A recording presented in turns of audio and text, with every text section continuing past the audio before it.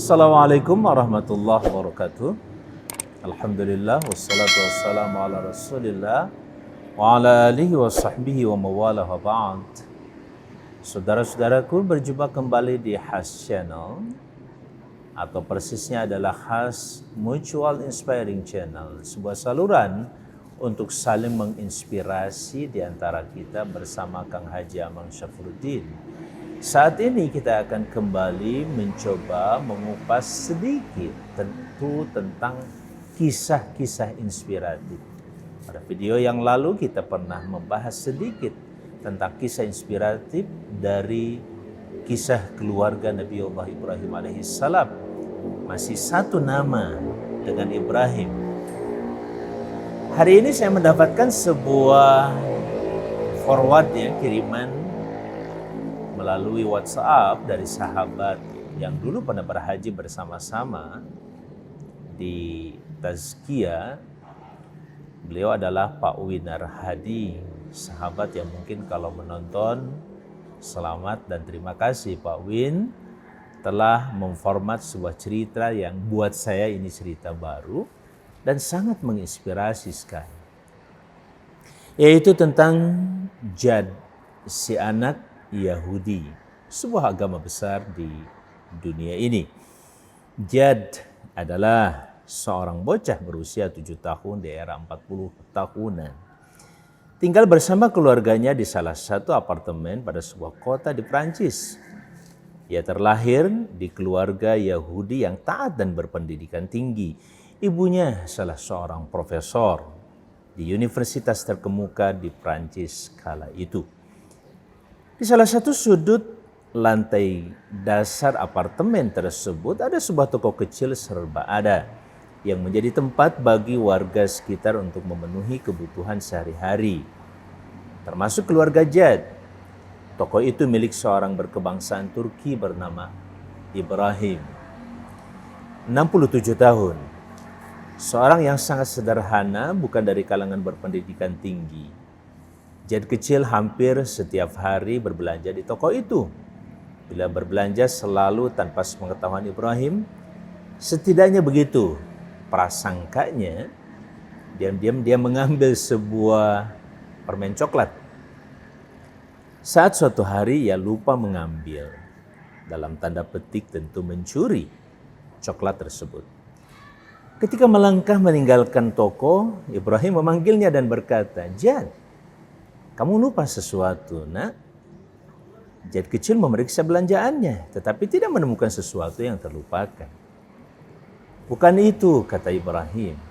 "Ini," sambil memegang coklat yang biasa diambil Jad. Tentu saja Jad kaget dan ketakutan. Takut bila Ibrahim menyampaikan hal memalukan tersebut kepada orang tuanya. Reaksinya bengong dan pucat. "Tidak apa-apa, nak. Mulai hari ini kau boleh mengambil sebuah coklat gratis setiap berbelanja sebagai hadiah. Tapi berjanjilah untuk jujur mengatakannya," kata Ibrahim sambil tersenyum. Sejak hari itu, Jad menjadi sahabat Ibrahim. Ia tidak hanya datang menjumpai Ibrahim untuk berbelanja, tetapi juga menjadi tempat bercerita dan menumpahkan keluh kesahnya. Bila menghadapi suatu masalah, Ibrahim adalah orang pertama diajaknya bicara. Dan bila itu terjadi, Ibrahim tidak pernah langsung menjawabnya, namun selalu menyuruh Jad untuk membuka halaman sebuah buku tebal tersimpan di sebuah kotak kayu. Ibrahim akan membaca 2 halaman tersebut tanpa suara, kemudian menjelaskan jawaban dari masalah yang dihadapi Jad. Hal tersebut berlangsung selama lebih kurang 17 tahun. Sampai satu ketika salah seorang anak Ibrahim mendatangi Jad dan memberikan kotak tersebut kepadanya sembari membawa berita yang sangat menyedihkan Jad yang saat itu telah menjadi pemuda. Ibrahim, sahabat sejatinya, telah berpulang, wafat. Kotak berisi kitab itu diterimanya penuh haru. Jad memperlakukannya dengan ta'zim sebagai representasi Ibrahim. Suatu ketika saat ia berhadapan dengan satu masalah pelik, ia mengambil kotak dan membuka kitab yang ada di dalamnya, sebagaimana yang sering ia lakukan dengan Ibrahim. Ternyata kitab itu bertuliskan huruf Arab. Ia pun memohon kepada temannya yang berkebangsaan Tunisia untuk menjelaskan makna dari 2 halaman yang dipilihnya secara acak. Sang teman ini pun kemudian membacakan makna tulisan itu. Sungguh apa yang disampaikan sahabatnya seakan bagai jawaban khusus bagi masalah yang sedang ia hadapi.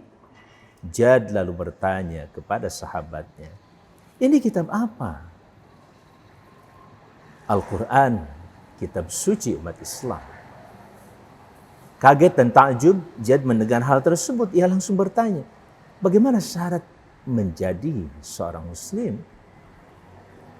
Dijawab oleh si Tunisia, "Muda, syahadat, dan berusaha menjalankan syariat." Hari itu Jad masuk Islam dan mengubah namanya menjadi Jadullah Al-Qurani. Dia berjanji untuk mempelajari Al-Quran dengan sebaik-baik dan semampunya.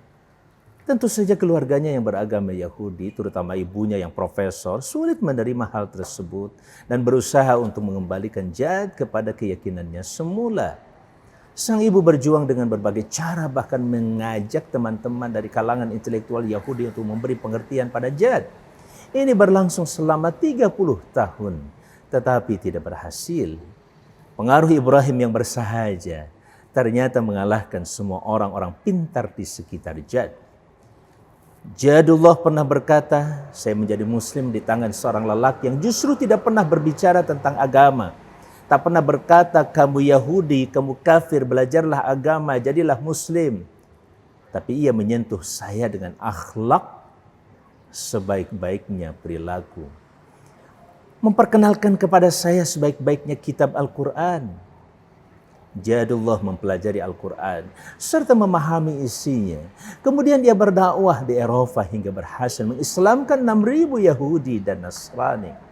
Suatu hari Jadullah membuka lembaran-lembaran Al-Quran hadiah dari Ibrahim itu. Tiba-tiba ia mendapati sebuah lembaran bergambarkan peta dunia. Pada saat matanya tertuju pada gambar benua Afrika, nampak di atasnya tertera tanda tangan Ibrahim. Dan di bawah tanda tangan itu bertuliskan ayat, "Ud'u ila sabili rabbika bil hikmati wal mau'izatil hasanah." Serulah manusia kepada jalan Tuhanmu dengan hikmah, kebijaksanaan atau Islam, dan pelajaran yang baik. Al-Quran surat An-Nahl ayat 125. Ia pun yakin bahwa ini adalah wasiat dari Ibrahim dan ia memutuskan untuk melaksanakannya. Beberapa waktu kemudian, Jadullah meninggalkan Eropa dan pergi berdakwah ke negara-negara Afrika yang diantaranya adalah Kenya, Sudan bagian selatan yang mayoritas penduduknya adalah Nasrani, Uganda serta negara-negara sekitarnya. Jadullah berhasil mengislamkan lebih dari 6 juta orang dari suku Zolo. Ini baru satu suku, belum dengan suku-suku lainnya. Jadullah Al-Qurani meninggal di tahun 2003. Dalam perjalanan hidupnya sebagai seorang muslim, 30 tahun lebih ia telah mengislamkan lebih dari 6 juta orang di Afrika. Sementara ibunya masuk Islam di tahun 2005, di usia 78 tahun, 2 tahun setelah meninggalnya sang anak Jadullah Al-Qurani. Di sebagian fragmen cerita nyata ini akhirnya menginspirasi sinias Prancis untuk memfilmkan dengan judul Monsieur Ibrahim. Saya tidak tahu bagaimana cara bacanya. Ibrahim dan Bunga-Bunga Quran yang disutradai oleh seorang sutradara Prancis, François Dupeyron. Kemudian film ini dibintangi aktor legendaris Mesir Omar Sharif dan juga seorang aktor berbakat dari Prancis Pierre Boulnger. Mohon maaf kalau saya salah membaca karena saya belum pernah belajar bahasa Inggris. Saudaraku, ini kisah nyata luar biasa yang sangat inspiratif, terutama bagi para juru dakwah. Subhanallah, begitulah sebuah tulisan kopas dari F.B. Khansa Ananta dan juga hikmah. Menginspirasi dan sangat inspiratif kisah ini luar biasa. Bagaimana di sini diungkapkan seseorang belajar Islam bukan dengan kata, tetapi dengan karya nyata. akhlak, adab, etika jauh lebih kuat. Walaupun tidak pernah tentu saja meninggalkan pentingnya kata-kata. Karena Allah sudah menyatakan wa ma ahsanu qawlan mimman da'a ilallah. Siapakah yang lebih baik perkataannya dibandingkan dengan orang yang mengajak berkata di jalan Allah Subhanahu wa taala. Mengajak ke jalan Allah dengan kata-kata, dua hal yang tidak bisa dipisahkan, kata dan kerja nyata, dua hal yang tidak bisa dipisahkan. Sangat inspiratif, saudara-saudara sekalian. Sekali lagi di sini betapa banyak sekali kisah-kisah nyata yang luar biasa menginspirasi dan bisa kita dapatkan dari film ini dan juga dari cerita yang kadang sering disebar di antara kita melalui WhatsApp maupun Facebook atau sosial media yang lainnya, tapi sering berlalu begitu saja. Bersama channel ini, channel saluran saling menginspirasi di antara kita, yuk kita belajar dari kisah-kisah yang sering berseliweran masuk ke dalam handphone kita melalui media sosial. Kita ambil inspirasinya dengan baik. Semoga bermanfaat. Assalamualaikum warahmatullahi wabarakatuh.